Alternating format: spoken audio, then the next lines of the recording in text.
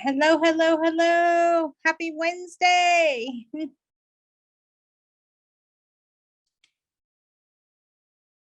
How's everybody doing?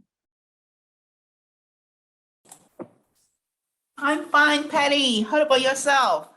I'm good. I am ready. That's good. I'm trying to send a link to April so she can join us. Okay. We haven't heard from her in a while. April, our money girl, trying to get her in here. And everybody's logging on all at the same time. This is great. And there's more. Just trying to get everybody in here. April, we got April back, guys. Yay. Admit, I'm sorry. Hi, everybody. How's everybody doing? It is hot. It is really hot here in San Bernardino where I am today. And there's no air conditioning in the room I'm sitting in. So I have a fan blowing on me and a hand fan. And I have my cold drink. Hi, everybody. Hello. We survived another week in California. Just saying. I know I didn't do my hair. I'm sorry. Last week we talked a little bit about the Senate bill that they're trying to pass that would stop us from being able to do wage garnishments for any tenants that are making less than $41 an hour. I really hope Senate Bill 1477 does not stick. This would really put a damper in our collection efforts and what we are able to do. I mean, if we're not able to garnish their wages, it's like they're taking away all the consequences or all the protections that we have as landlords have had in order to get the money that's owed to us, in order to make these things all come about. So I find it extremely frustrating. I am with you guys tenfold. How could they stop us from garnishing wages for landlord tenant owed debt?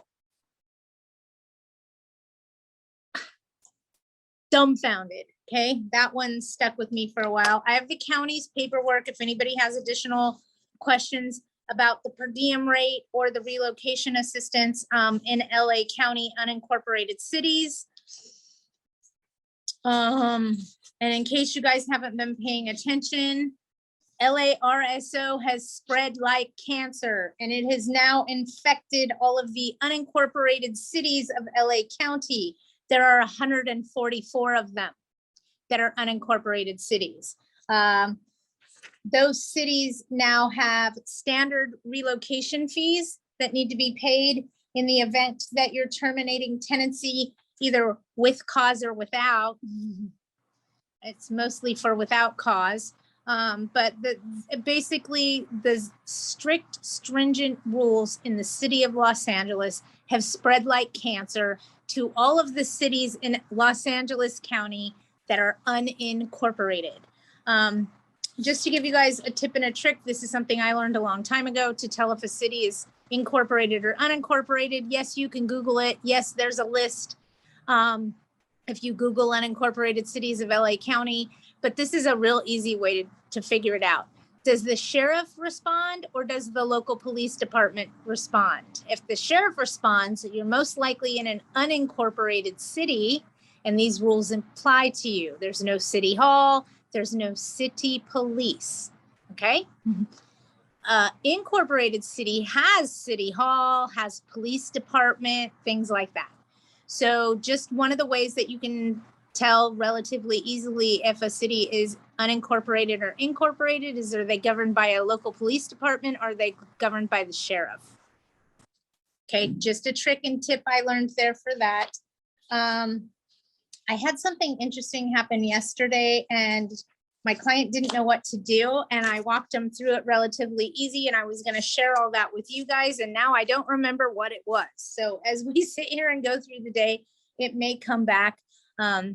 Things get lost in here and then they come out whenever they feel like it. And there's a lot of information that I hold in there, believe it or not.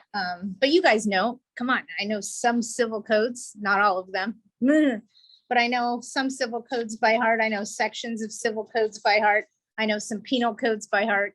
So lots of things going on in this little blonde brain of mine.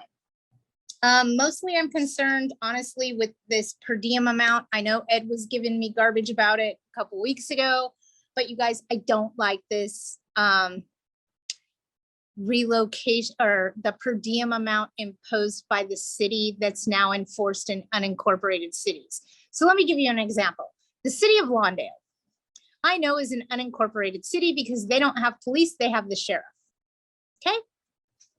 In the city of Lawndale, if I rent a house for only $1,000 a month, just saying, and they have no hot water for 5 days, and I have to pay them the per diem, it is not 1/30th of the rent anymore in those particular unincorporated cities. It's now $207 per night, plus an additional $66 per adult and $33 per child 12 and under. And this per diem amount will change annually, just like the CPI does. I don't like it. I have a feeling that I know what's going to come next, because if I could guess, I would guess that where we see the most restrictions is where we're going to have issues. So if I had to look into my crystal ball and make a guess, I would say that it's going to hit San Diego next. The city of San Diego is already somewhat similar to the city of Los Angeles, but I have no doubt that they may try to attempt to do the same thing there. So why do I say San Diego next and not Riverside? Because they tend to go with the majority, and the majority is dense populations of tenants. We see that in Los Angeles County. We see that in San Diego County. I mean, come on, you guys, they're both metropolises. Okay. High volumes of tenant concentrations in both San Diego County and LA County. So right now, the only additional tenant protections we see for COVID is in LA County, LA City, and the city of San Diego. Other than that, for the most part, everywhere else in local Southern California, we are back to business as normal. I don't know why, but I have an alarm going off at 12:08. Go figure. Probably telling me you're late. You're late. You're very late. Sorry. Does anybody have anything that they want to talk about? Oh, and if you are in city of an unincorporated city in LA County, if you are in an unincorporated city of LA County, you do have to register your unit on every year on or before September 30th. There is a registration fee. I believe they're waiving it for this first year. Registration fees are $90 per fully covered unit or space, meaning mobile homes and things of that nature, against just cause protections and fault or no fault evictions. And if the unit is just cause only and subject to those just cause only eviction protections, then it's $30 per year to register that property. But you must register them by September 30th of this year. Ouch. To do that, you go to Los Angeles County Consumer and Business Affairs, Housing and Tenant Protections. Okay. Trying to let people in, getting them all in here. Here we go. All right, I'm going to open up the floor and see if anybody has questions. So you guys can either type them in the chat, type away, or unmute yourself if you want to ask a question. I'd be more than happy to do that. Please, if you have property in LA County, unincorporated cities, make sure you get your units registered. LA RSO, so the city of Los Angeles's rent stabilization organization, has spread like cancer, and it now infected every unincorporated city within LA County. So I could get my list. Do I have my list here? Did I stick it back on the wall in the front lobby? I think it stuck it back on the wall in the front lobby, but I could go grab it and read to you the 144 cities that are on the list that this now affects. So you have to register your units. You can pass those expenses through to your tenant, just like you did in LARSO. The SCEP fees, you can pass those through to a tenant, yada, yada, yada. So that's what we're talking about registering for. Any rental that you have in the county of Los Angeles in an unincorporated city must be registered by September 30th of this year. And you can sign up to do that on their website. I know. Don't. I know. It's not good. Not good.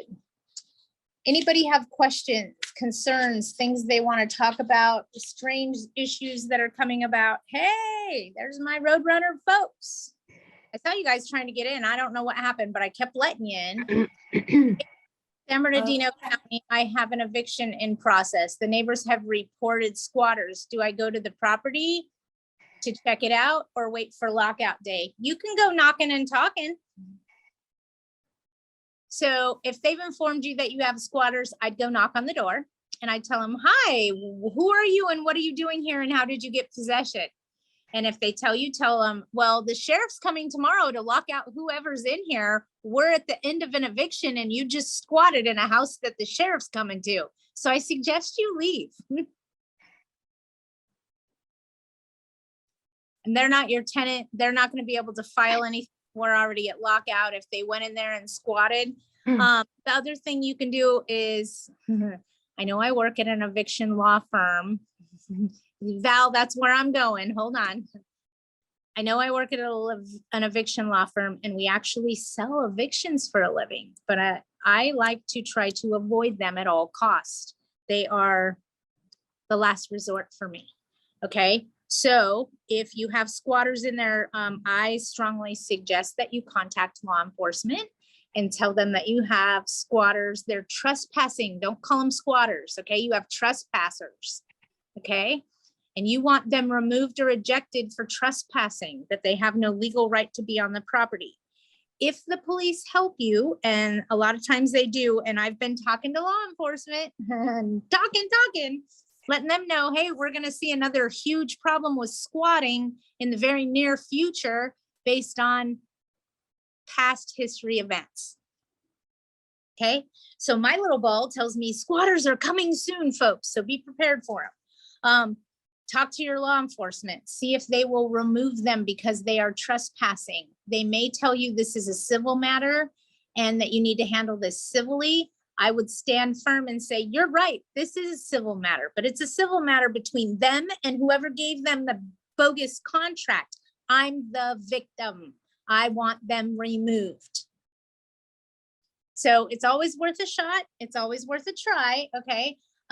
Sometimes they'll do it. Most of the time they'll do it, but sometimes they say, I'm sorry, there's nothing I can do. This is a civil matter. Then you have no choice but to evict. I've even gone as far as asking to speak to their desk sergeant, trying to get them ejected or removed from the premises. So what I'm doing now, basically, when I teach crime-free housing, and I'm teaching all property managers what's going on at crime-free housing meetings, I'm also letting law enforcement know, get ready, squatters are going to be becoming an issue and it's going to get worse. And asking them to help us as landlords by ejecting them or removing them from the premises. Don't use the word evicted. Evicted and a law enforcement officer, they know one thing, that's civil law, and I don't do civil law, I do criminal law. So they will immediately back out when you start talking eviction, okay? That's a civil matter. Police don't handle that. They handle criminal matters, okay? Just saying, and want to make sure we're all on the same page. So it's worth a shot to see if they'll eject them or kick them out. It doesn't always work. You can try to be adamant about it, but if you're a stick in the mud, then you're a stick in the mud. You really don't have a choice. But it is always worth the shot.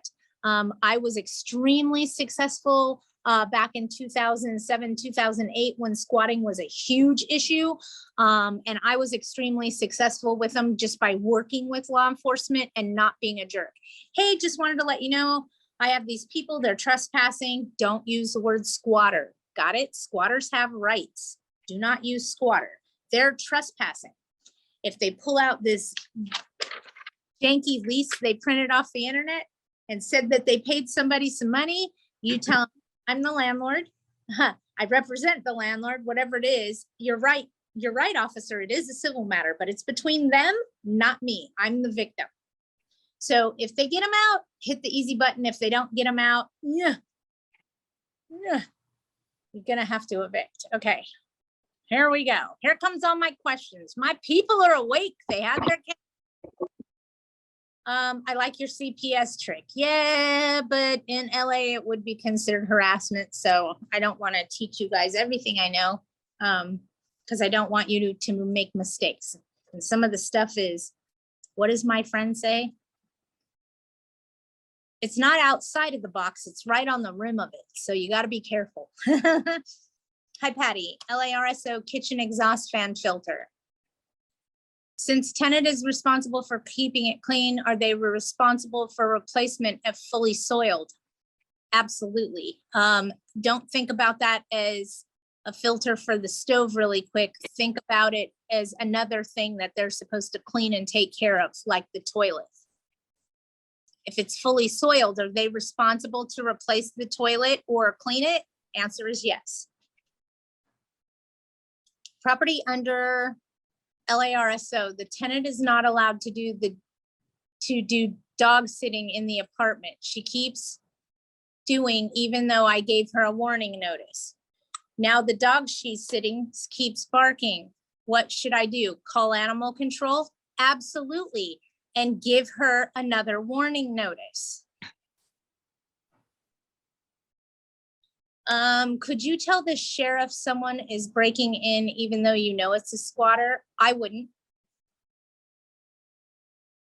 I wouldn't. I wouldn't. I mean, is that giving false information to law enforcement? You would know this, Val. But what you could tell them is someone's trespassing in my property. They're in there. And I know you know it's a squatter, but just they're trespassing. I don't know who they are. They broke in.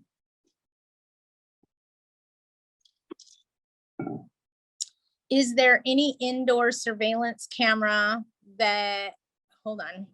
Is there any indoor surveillance camera can record the sound? Yeah, look at Blink, B-L-I-N-K. Blink is a great camera. It's a,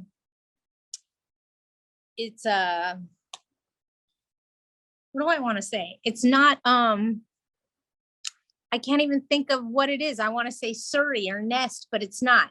It's not part of the Ring system, like with the Ring doorbells, you guys. It's called Blink. It works the exact same way. Less expensive, not really charged a monthly fee, works the same way, and you can hear and you can talk through them. I didn't know this. And my son installed them right by our security lights. So we have a motion security light and it's also hooked up to a camera. So as soon as the motion light comes on, the camera comes on too and starts recording. Well, my son didn't tell me that he could also talk to me through it. So he's all, hey, you forgot to shut your door. And I was like, oh, okay, thanks. And I turned around and looked, my door's shut. And I'm like, wait, who said that? So he was messing with me, but you can actually talk through them. You can hear, you can talk. So that's the Blink camera system, B-L-I-N-K. They're relatively inexpensive. You can buy them on Amazon. It's less expensive, but the same type of technology as the Ring system. Okay, I hope that answers that. Okay, April, I saw that you're in here. Are you still in here? How often you have to change the batteries on Blink, Patty? You don't. I'm here, Patty. Hi, April. Hi. I changed the Blink. I haven't had to change any batteries. It's an all-inclusive little system. I mean, it's literally yay big, and you can talk to them through it. It's pretty small, so I would strongly recommend that you look into the Blink system. It's with Blink, it's best to use lithium batteries for them to last longer. There you go. I think they're already in there, but I don't remember. Yeah, Yeah. if you buy the ones at Dollar Tree, you'll be changing them every week. Oh yeah, don't do those. April, do you know if there is any rental assistance for landlords within LA County that aren't getting paid right now? I don't, been kind of out of the picture for a few months. I know you've been going in a different direction, and we're glad to have you back. I'm glad to be back. Um, But now I'm working in city of Pomona. I understand. If in your free time, you would find the opportunity potentially to get us some information on any programs that are offering rent relief for landlords, it would be greatly appreciated. Yes, and I do know, though, for some landlords that have single family homes, Mhm. the mortgage relief is still available. Yes, mortgage assistance for landlords is still available. And that available thing is key. You can Yes. find if you put any city or county programs that are offering funds in LA, please let us know. We have other landlords that are at their breaking point. So anything we can do to help each other is greatly appreciated. More people are coming in. Hey Patty, I've got a question. It's a little complex. Okay. I have a tenant who just moved in. It's Wait, at a I recognize your voice. Hi, Lee. hi Patty. It's at a non-rent controlled area in Orange County. It's a single family home. The people just moved in about 40 days ago. Since the day they moved in, they've had excessive guests. So it's a 3-bedroom, 2-bath.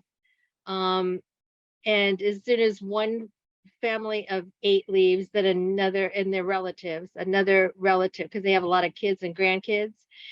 So the house is built 1945. Bottom line is, I don't know if the kids did something or what, but the 1945 sewer line couldn't handle the excess usage.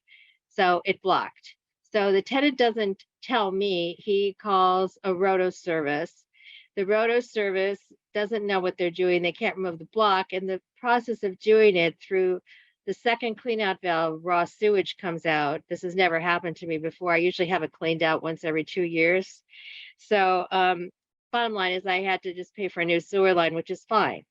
So he's telling me that, because he has, a gazillion guests who are not authorized, and the lease doesn't specify how long a guest can stay, unfortunately. He says he wants a rent credit for all the inconvenience. So there's 3 people on the lease, and they all had to use one toilet for 5 days.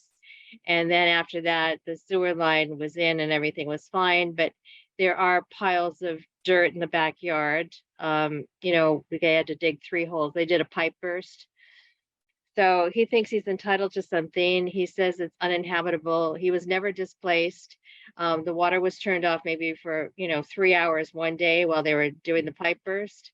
So what's your take on this? And he's just very demanding and difficult, and he's a malcontent.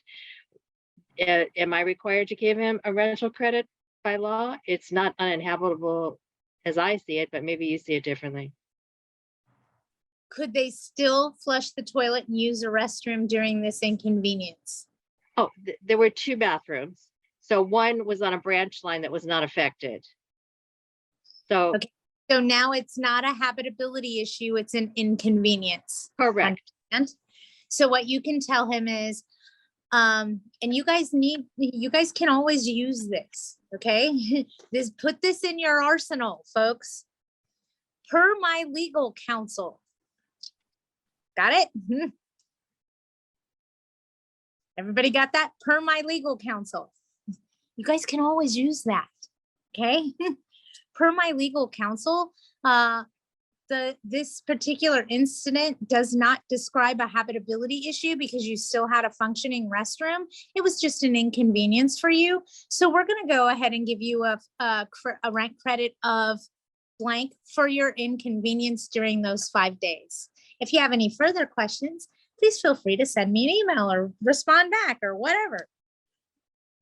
Well, what would you suggest as a percentage? The rent per day is like $233. Okay, and what I usually do is give them 1/3 or 1/4 of that as a inconvenience fee or discount, if you will. This is not a fee, discount.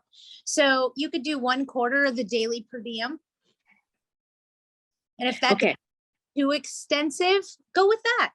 I mean, you're giving them, Val, I love you. She says, do $100 Olive Garden gift certificate. Sorry for the inconvenience. Here's some food. So it's just an inconvenience. It's not a habitability issue. Play nice a little bit. And then are they on a term? yeah, 1 year. But see, the thing is, if they wouldn't have had 15 people in a 3-bedroom house, this never would have occurred. So it's somewhat part of their fault. But since they have nothing on the lease specifying how long a tenant can stay, I mean, a 40-day guest, with, daughter, son-in-law, and, 3 kids in addition to the other people, right? Right. It's excess what usage. I have on my rental contract, just because everybody's waiting for me to say, well, what do you want to tell her to do? The verbiage I have in my rental contract, that way I'm telling you what I use. I'm not giving you legal advice. Okay. See how that worked? Says that residents can have guests for up to 3 consecutive days. And I have residents can have guests for up to 3 consecutive days without permission of the landlord and can do this twice annually. Wow, that's strict. Well, it's not that it's that strict. It's, I want to be able to say, they've been here more than 4 days. They've been here 40 days. They're causing all this trouble. So what I really want to do is it's a lot easier to catch people in 3 days than it is in 30 or in 14. You understand? It's hard to watch somebody consecutively for 14 days. So what I do is 3. 3 is so much easier to keep track of. So I don't let them stay more than 3 consecutive days, twice in a 1-year period without having consent of the landlord. Basically, it just leaves me in a little bit more control. That's all. Okay, well, the thing is, because the project is getting done in 2 days. So he says the fact that the yard is dug up is a huge inconvenience for him. It's an inconvenience. It's not a habitability issue. But so now he wants credit for the 16 or 18 days. The city's already been out and it's finalized, but they have Right. to put in new concrete, and rebar and all that, and that they can't just do that like overnight. So Right. what should I So do about the off- remaining days? It's a reasonable credit for your inconvenience. It's not a habitability, so you don't have to credit the entire rent back, but you definitely want to give him something for his inconvenience so that he cools his heels, so to speak. Does that make sense? Yeah. So the fact that he called this company out and they charged him $1,200. Nobody charges for a free inspection, he didn't ask for reimbursement for that, but if he does, I'm just going to say no, because that was unauthorized, correct? He actually he's in violation of his lease contract by not reporting to you the problem, by hiring someone without your permission or knowledge. They made modifications to the property without written consent of the landlord. Do you want me to keep going on and on about all the things he did wrong here?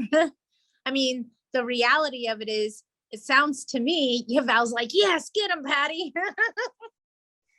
The reality to me is, it sounds like you just need to offer him some sort of compensation for his inconvenience to calm the situation.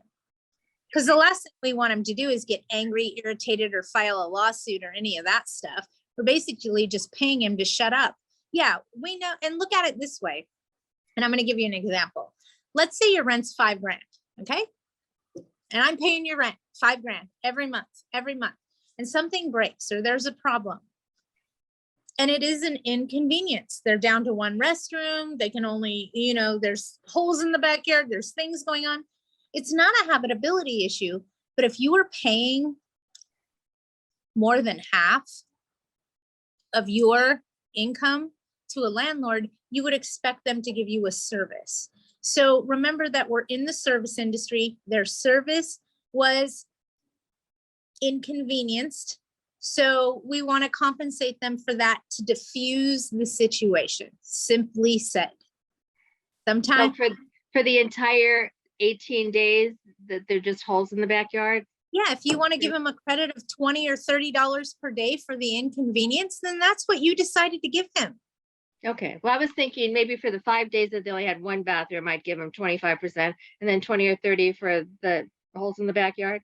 Yeah, I mean, just, you're basically just, how would you feel, okay, if you rented a hotel, I'm just saying, and you went to stay in this hotel, only, it didn't have 2 bathrooms, it only had 1, and you felt like you were misled a little bit, and you spent your good hard-earned money. I mean, we've all had it happen to us in the service industry where we weren't happy with the service. You're in the service industry. If you can't make them happy with the service, discount the expense. Okay. I mean, it's the right thing to do when you think about it. I mean, what if it was you? No, I agree, but it sounds to me like, whoops. I didn't mean to do that. It's just that I feel like I'm encouraging them to call a contractor and breach the lease again by doing this, by giving them money for something they never should have done. You know what I'm Right. saying? Well, you also want to notify him in writing to please review his lease contract when, if any future incidences arise, please refer to your written terms of your lease contract to make sure you're not in violation of them. I mean, you didn't notify me. You hired someone without my permission. These are all material breaches of your written contract. So you need to understand, if there's a problem here, you need to contact me immediately. You do not hire someone.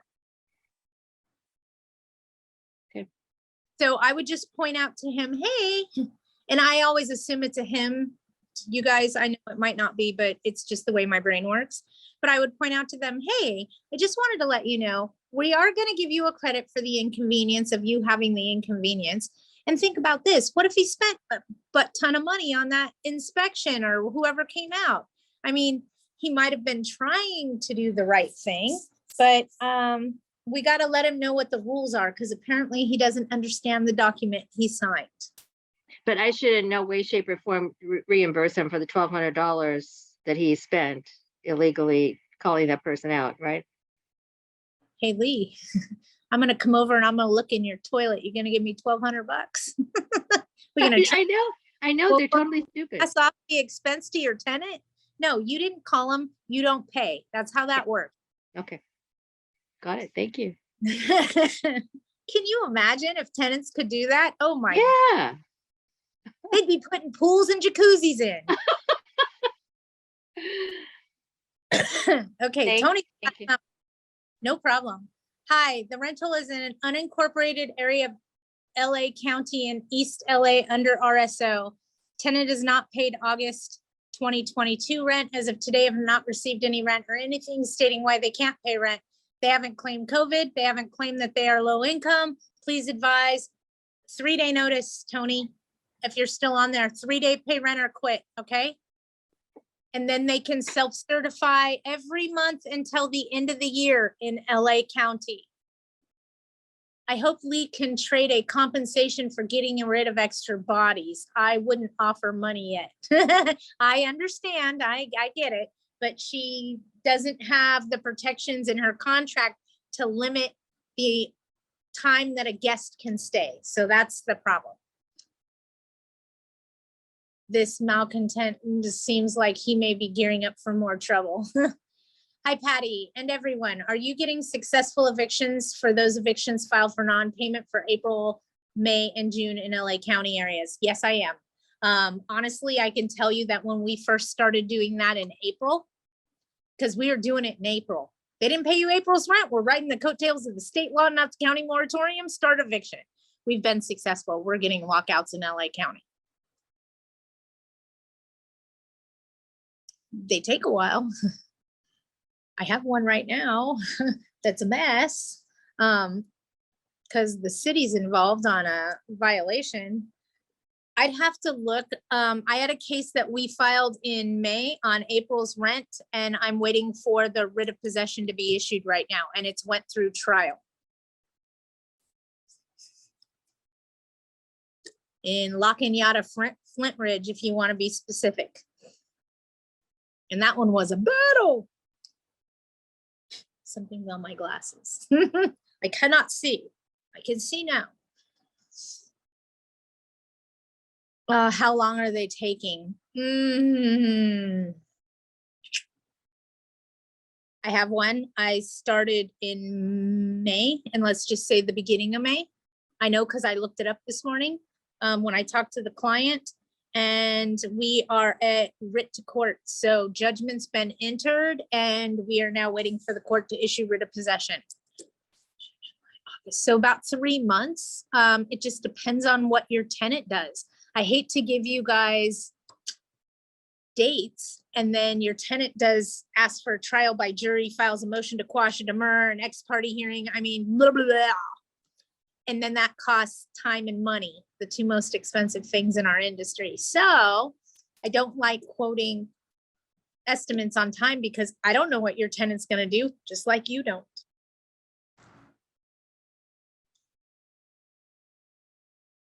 Sorry, somebody tried to call me. I have it on block, so nobody's supposed to be able to call me right now, but hey.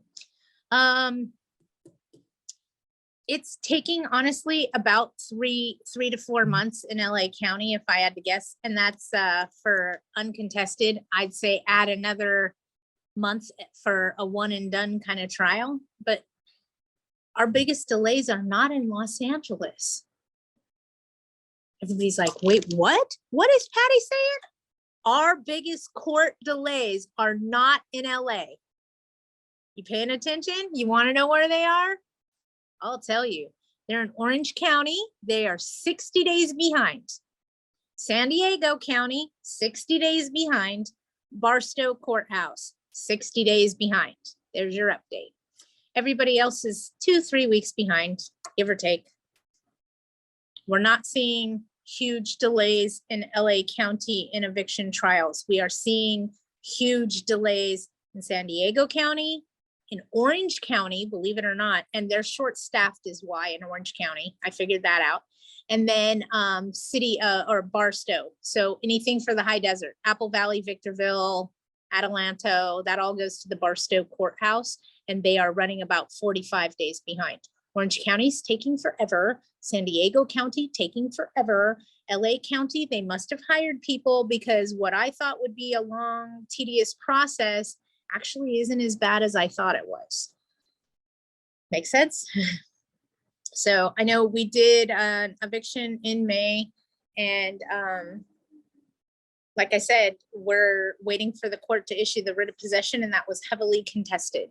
It was fought, it was argued, they came to settlement. Most of them now are coming to settlement agreement.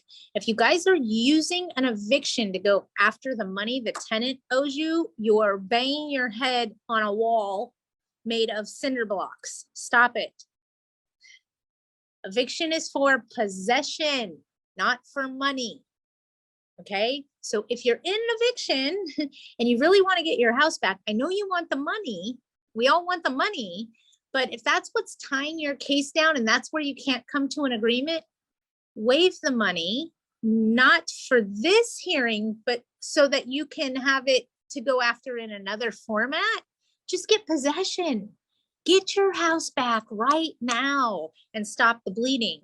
Go after the money in small claims. It's unlimited for COVID rents. And that's where your teeth are when it comes to getting a money judgment. Before COVID, the courts were always doing a money judgment and an eviction together. Because of COVID, it's really hard to get that money judgment. So if they're giving it to you, take it and smile. If it's a battle, pick and choose your battle. Get your property back. Stop the bleeding. Reboot, reload. And then once you got it all dialed in, you have up to 2 years on an oral agreement or 4 years on a written contract to sue them in small claims for all the money they owe you. COVID debt, rent, damages, blah, blah, blah, blah, blah. I hope that makes sense. Eviction is for possession. I have two really strange evictions going on right now, and I'd love to share them with you guys. I have one in City of LA, and they are evicting a family member. Okay, that stopped paying the rent. And there is a mother-daughter duo. Okay, mom owns the property, daughter talks for mom, mom's elderly, blah, blah, blah.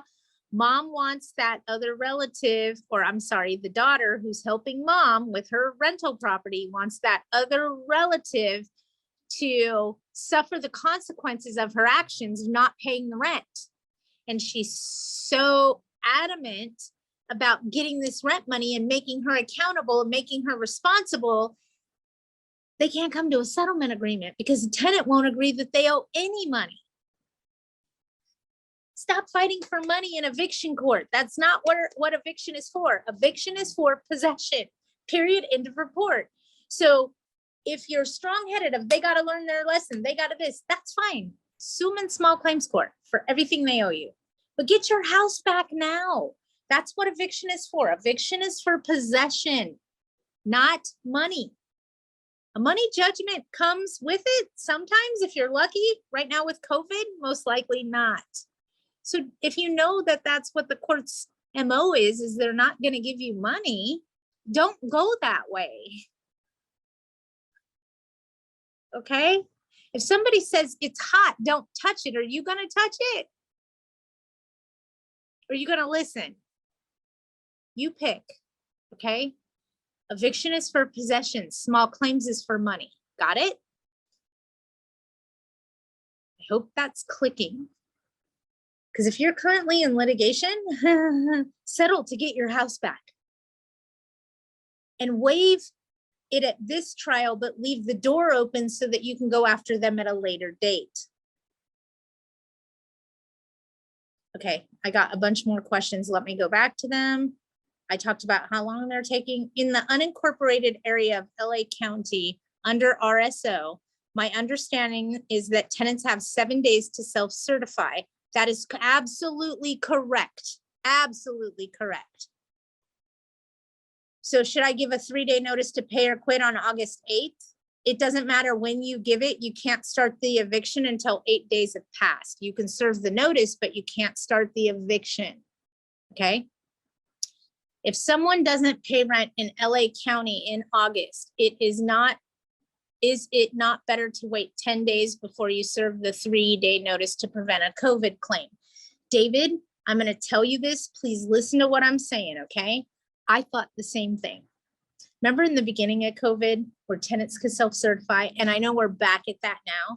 And we used to say, oh, they didn't self-certify. Start the eviction, start the eviction. And then we'd get into eviction court and the judge would say, oh, well, if you just sign a note saying that you're affected by COVID, then you don't owe the rent. And you can do that now because you didn't know, we'll allow you to do that now. So they do it now, hand it to the judge, and the judge would say, case dismissed.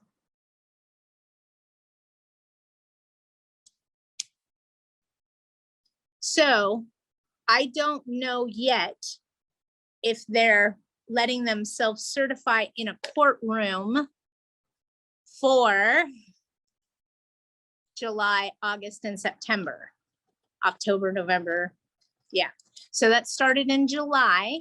Remember, if they're going to go back to that again, I just don't know. Not enough time has elapsed yet to be able to tell if they're going to allow tenants to self-certify the day of trial. They did that prior to this.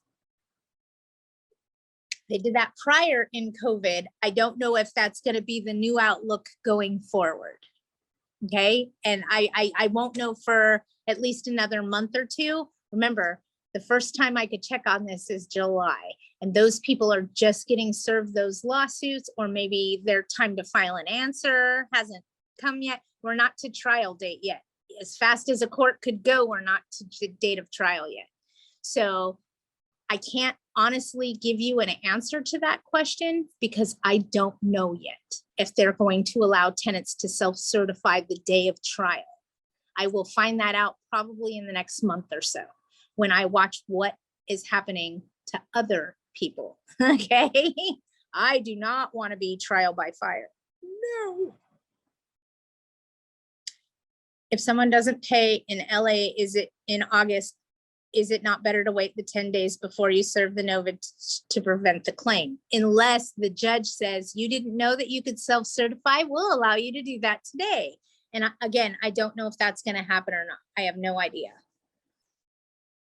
In an uncontested eviction, thank you. Don't know what you're talking about, Val. When do you owe an estimated disposition and when does the 21 days start? The day you take possession. So if it were at a sheriff lockout and the sheriff were to meet you at the property, the day you meet the sheriff is day one. Because that's the day you got possession of your 21 days. Okay, so it's the day you get possession. 21 days starts from there. I hope that answered that.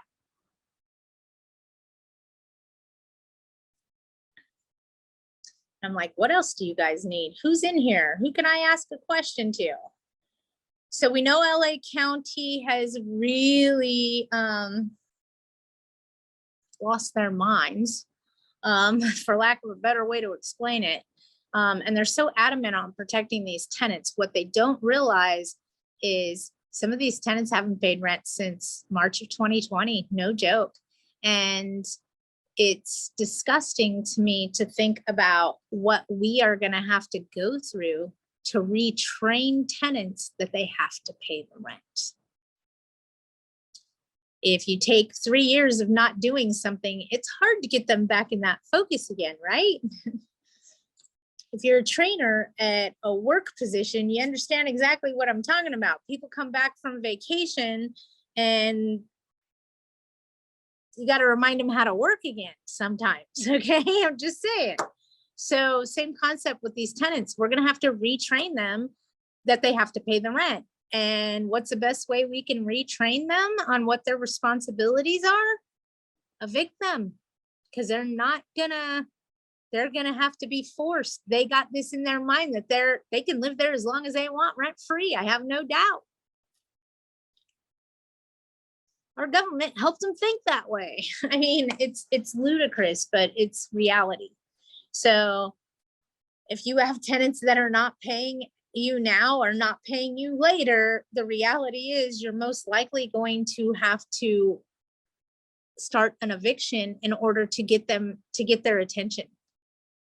And some of them in LA City are doing pay and stays because the tenant insists they want to pay and stay. So they work out a payment plan right there in the courtroom. I may need more clarification on that later. I understand, Val. The day you take possession is day one of your 21 days. All right, anybody have anything else? I'm hungry. I mean, like hungry. Can you clarify, in case you cannot find the tenant's address or get hold of him, how you return security deposit? I know you mentioned that before, but what is exactly the process involved if you cannot get hold of them, please? If they didn't leave you a forwarding address and you have nowhere to mail their deposit or their disposition of security deposit, you can mail it to the one place you know they are or they were, and that's the property address. If they put in a change of mailing address, then it will get forwarded to them at their new address. If they did not put in a change of mailing address, then it'll come back to you undeliverable. If it comes back to you undeliverable, hold it like gold, because here it is. Don't open it. You know what's in it. You put it in there. Okay. But it comes back to you undeliverable. Take that envelope that says undeliverable. Don't open it and put it in the tenant file.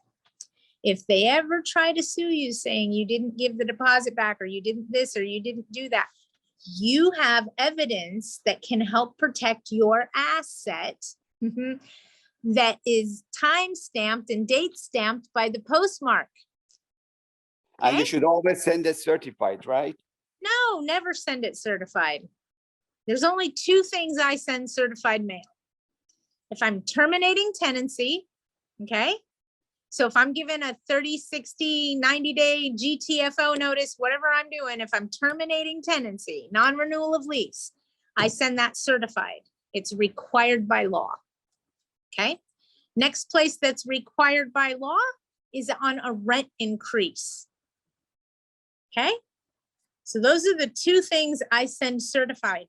Everything else, I don't certify because tenants aren't going to sign for it. It's a nightmare. I don't want them to think every time. I want them to get a certified letter and know I mean business. I am terminating your tenancy. I am raising your rent. Okay. If I'm just giving them a 3-day, I don't send that certified mail. You're not required to.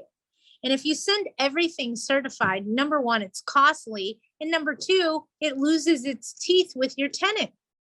Because they're going to panic. Oh God, I'm getting a certified letter from the landlord. What's this? Oh, it's a rent increase notice. That makes sense, right? So those are the two things I send certified: rent increase and termination of tenancy. Nothing else I send certified unless my attorney advises me to. Not a 3-day, not a covenant notice, not a disposition of security deposit. If you're that concerned about it, get proof of mailing from the post office. That can help assist you with protecting you that you did it timely. That's what it's all about, is it's timely. Did you do this timely? Okay, I hope that helps. But the certified has no bearing. Don't spend the money. Only on rent increases or termination of tenancy letters. And they should auto forward it with no expense to you. There may be an expense, but it'll come to the tenant. And like I said, if you get it not deliverable or no longer at this address or something like that, take that envelope and put it in your tenant file. Don't open it, because now that shows everything that's in your disposition packet was mailed on that day that's on that postmark. And that's what helps protect you. Okay. Come on, I got lots more tricks. Last week we talked about if you wanted to change the terms of tenancy on an applicant and you want to ask for a higher deposit, you need to make sure that you're denying them first. Absolutely spot on. And then offering the additional security deposit amount. You must deny them under the terms of which they applied before you offer them to pay a higher security deposit, or it could be considered bait and switch. So that is how you protect yourself. Also yesterday, I got big questions about Section 8 housing. I actually had an apartment association reach out to me and tell me I was wrong. Okay, maybe I am wrong. Let me take a deep breath and look at what's on this thing from Section 8. Section 8 now puts out a flyer that says, know your rights. Know your rights. This is what a landlord can't do. They can't advertise that they don't accept Section 8. They can't tell you they don't take vouchers. They're giving them this long list of stuff they can't do. And it says they cannot ask you to make 3 times the amount of you cannot ask for 3 times the amount of the total rent. Okay. And everybody was like, Patty, see, you can't do that. You can't do that on Section 8. The key word in that statement was total rent, but you can ask for 3 times the amount of their portion. Got it? The way they worded it on the Section 8 flyer that says, know your rights, your landlord cannot say they don't accept Section 8. They cannot say they don't accept vouchers. They cannot say they don't participate in the program. They cannot make you responsible to have an income requirement of 3 times the amount of the total rent. That's the key, the total rent. But you can ask for 3 times their portion. Example, if a tenant is on Section 8 and their portion is $80 a month and they don't have a job, how are they going to pay their portion? Got it? Right on the nose, okay? So please take note that even Section 8 will try to tie up a landlord. What do I know? So it clearly states there on 3 times the total rent, and they're absolutely correct, but you can ask for 3 times the amount of their portion. Okay, so be careful. There's some tricky words on that flyer. Read them carefully. I even had an apartment association call me out on it. And I said, oh, you see that word total? Landlord cannot ask for 3 times the amount of the total rent. The key word there was total, but you can ask for 3 times the amount of their portion. Got it? So be cautious with that one. Section 8 has this flyer. They're spreading it like wildfire. I have no doubt it will cause quite a bit of confusion with tenants that we have to explain. We're not asking you to pay 3 times the amount of the total rent. We're asking you to make at least 3 times the amount of your portion. That's the big trick there, okay? And they called me out on that yesterday, so. Okay, here we go. If someone doesn't, oh, we talked about serve a 3-day, okay? In uncontested eviction, yeah, we talked about that. Yes, Val. Okay, a tenant wants a new AC. Who doesn't? You're right. I just had it serviced and the service guy said it works, but shouldn't and couldn't get this manufactured home at the 70 degrees the tenant wants. I'm almost wondering if the tenant wants to pay for a new system or I can divide the cost over a year. No, no, Val, deep breath, okay? Deep breath. If it's functioning properly, and the reason that they can't get the house to 70 degrees, it's 115 degrees outside, okay? But even at 80 degrees, it's still functioning properly, just not to their liking. So a new system may not help the issue, okay? You may tell them the unit's there and it's working properly. I'm so sorry that it's not cooling to your liking, but Mother Nature isn't helping. It is fully functioning, it's working, it's cooling the unit.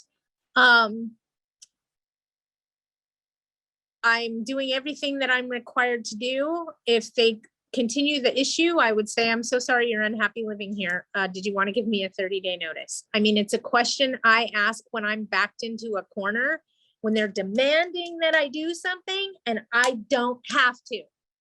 Okay, so I use that a lot as, I'm so sorry you're so unhappy living here. Did you want to give me a 30-day notice?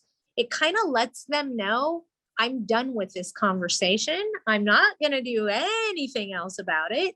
If you need more things done about it, you can go live somewhere else. So it's kind of a jerk way to handle things. But if you're backed into a corner and you just feel like they're hammering you, it's one of the things I use is, I'm so sorry you're so unhappy here. Did you want to give me a 30-day notice? How do you have to be careful with the BTU of the air conditioning with the size of the apartment? Because Yes, that's it, yeah. I'm well aware of that. These are not in LA County. These are in Kern County, her units. So I'm familiar with exactly what you're talking about in the BTU output. So if it's cooling it to 70 degrees and it's 110 outside, this property's in Taft, I know what their heat ratio is. You're asking it to do way too much, okay? Why do we need to ask them to pay 3 times their portion? Because if they don't have a, let me explain this way, Ivana. If you're renting a property, Section 8, and the rent is, and I'm just gonna throw out a number, okay? The rent is $1,200 a month, okay? And Section 8 says, yeah, we're gonna cover the $1,152 of the rent, and the tenant is responsible to pay the difference. That's their portion. If they don't have, and I know that's 58 bucks, okay? If the tenant doesn't have a job making at least $160 a month, then they don't make 3 times their portion of the rental payment. If they don't have a job, how are they going to pay their portion? Do you understand? How are they going to pay the water bill or the trash bill or any of those other bills that go with it? So making 3 times their portion is all we're allowed to ask for Section 8. If they don't have a job, how are they going to even pay their portion? So it's very important that they have a job that at least covers 3 times the amount of their portion. Example, if they babysit and it's all on paper and they make $60 a month, okay, babysitting, I know that sounds ridiculous, but just hear me out.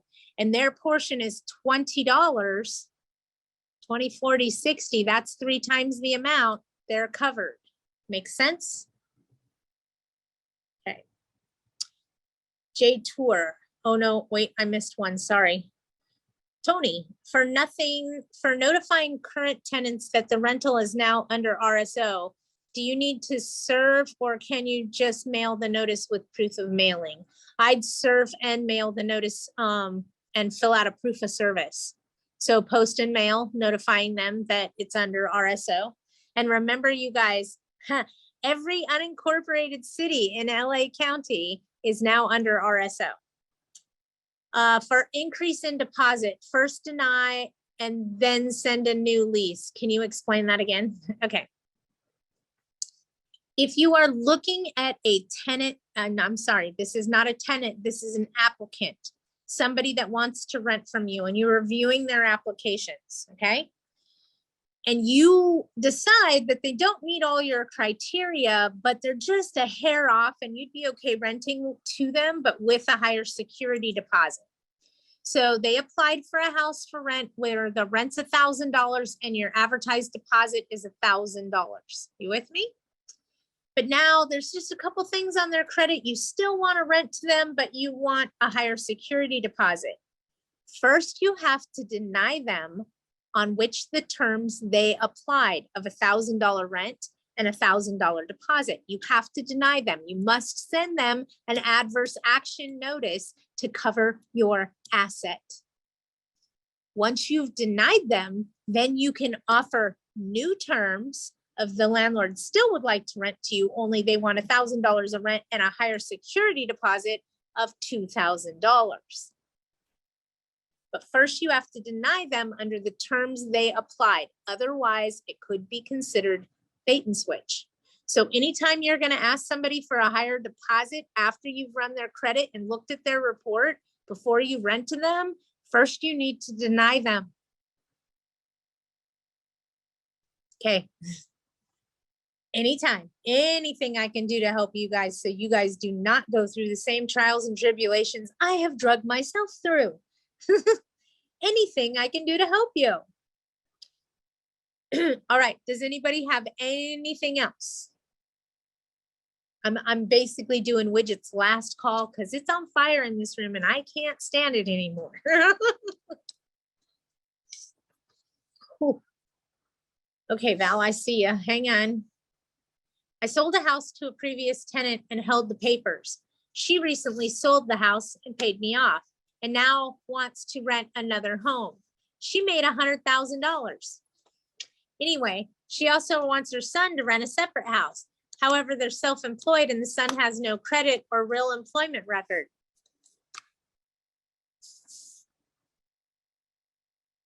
What are you asking me? Should you take a risk and rent to somebody with no credit, no employment record, and no income? And no way for you to garnish wages because they're self-employed?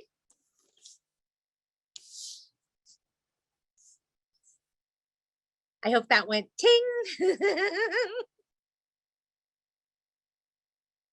No, you can't ask his parents to sponsor him, but you can ask them to be a guarantor.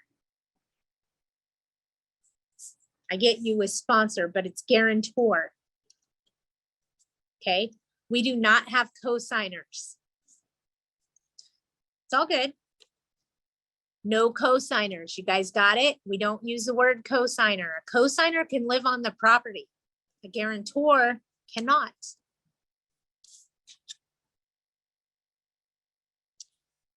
It's all good. If the guarantor is self-employed, they got to prove their income. And remember, for me, under my criteria, I want a tenant to make 3 times the amount of their portion of the rent, even if that's the entire amount. A guarantor I could go after, but I want a guarantor to make 5 times the amount of the rent so they can support both households and have a FICO score of 750 or higher, not my 650 or higher. Okay, so for guarantors, I have more stringent qualifications because they have to be able to support both households. Okay, and remember this, if they are self-employed, we can't garnish wages. Keep that in mind. We can only garnish wages of people that are paid a wage by a business. Okay? Just something to think about. And you can't ever garnish Social Security, disability, it's welfare, it's all untouchable. So next time you're screening an applicant to move into your property, ask yourself this question. If they lost their job tomorrow and didn't pay me another dime and I had to evict them, is the money that they make collectible? I can't garnish wages on Social Security, disability, welfare. There was a couple other things I got asked. Spousal support, or there's another one, child support. I can't garnish those wages. I can't. So if you rent to somebody that has that kind of income, it is a risk on repayment at a later date. Am I telling you don't rent to people on this? No, I never said that. Okay, just know that there is a risk involved because I can't garnish those kinds of wages. They're not wages. I can only garnish wages. And according to Senate Bill 1477, I may not be able to garnish wages for much longer. We might lose that, unfortunately. Who would have thought? Can I ask you for the guarantor is self-employed. I can't garnish wages if they're self-employed. Remember? Can you ask for a tax return? No, yeah, absolutely. If they're self-employed, I'd ask for 3 years of tax returns. Let's see what you've done during COVID. Or let me rephrase that. Let's see what you reported to the IRS during COVID. Because that's all that is what they reported to the IRS. I have a funny for you. So I knew this guy. He was a tenant of mine long ago. I don't want to, I'll say what he did for a living. He worked at Patton State Hospital. Okay. I think he was involved in security there, and he basically came and held people down while the doctor could give them their shot when they were off their meds or somebody needed attention. That's what he did. He just kind of corralled them and held them so that somebody could give them a shot at the mental hospital, okay, the Patton State Hospital.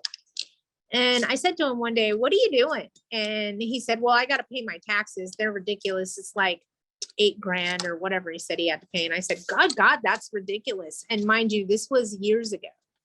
And he said, I know, but I always report to the IRS that I make $1 million.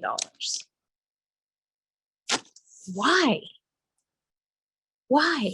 Well, if I tell the IRS that I make $1 million every year and I pay the taxes on it, then that's my income with them, right? That's what I'm proving. So he actually paid taxes on $1 million worth of income every year, but he didn't make $1 million. I never understood that. I don't know why, but yeah, some people do strange things, and maybe it's for a good thing. You know, I don't know.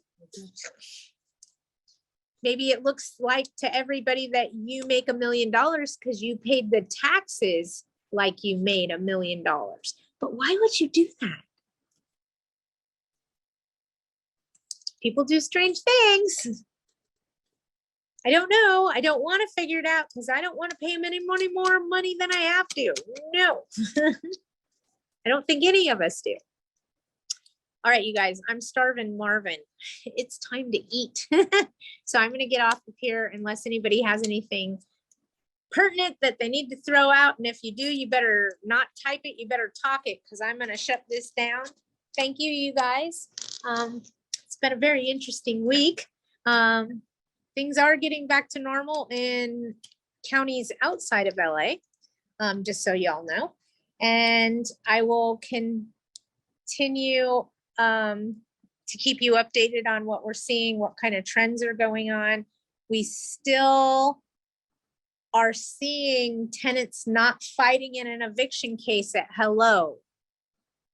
They're staying quiet, going quietly into the night until the sheriff posts that 5-day notice on their door to GTFO. And then they're going and filing a motion with the court asking the judgment to be set aside and given 5 days to file an answer. So we are seeing that as a trend. Tenants are not fighting us at hello in an eviction. They're fighting us at goodbye. And it's messing with our mental psyche, because we know that when the sheriff goes to post that notice on the door, that's when the fat lady's about to sing. That's when it's time to smoke a cigar. That's when we're going to get our house back. And we get all geared up for it. And then this blindsides us. Don't let this blindside you. I have a new way for you to know that you're going to get your house back and a plan of action for you. And that's when you're at the sheriff lockout and the sheriff's posting that red piece of paper inside the window. That's when I want you to go, yee! No longer when they get that 5-day notice. When the sheriff is physically at the property and taping that red notice on the door, that's when I want you to get excited. Not until then, okay? We're seeing this as a trend and it is happening more and more. And I spend part of my day explaining to landlords they chose to fight with you at goodbye instead of hello, like they should have. So it's a trend we're seeing. It's something that we're seeing come about and happen. Don't let your brain mess you up, because you know that when the sheriff goes and posts that notice, you're gonna get your house back. Don't, not until the sheriff's at the property and posting that red notice in the door, then you can do the happy dance, okay? Until then, no dancing. I don't want it to mess with your mental clarity, okay? But it's what they're doing now. They're fighting us at goodbye instead of hello. All right, you guys, have a great week. If you need me, you know how to find me. Hunt me down. I'm sure I'll be hearing from you, Val, later tonight about 6:30 would be good, okay? So give me a call about 6:30, Val. I'll talk to you then. If you need me before then, by all means, give me a ring. You guys have a wonderful week. Try to stay cool. It is getting warmer. Bye.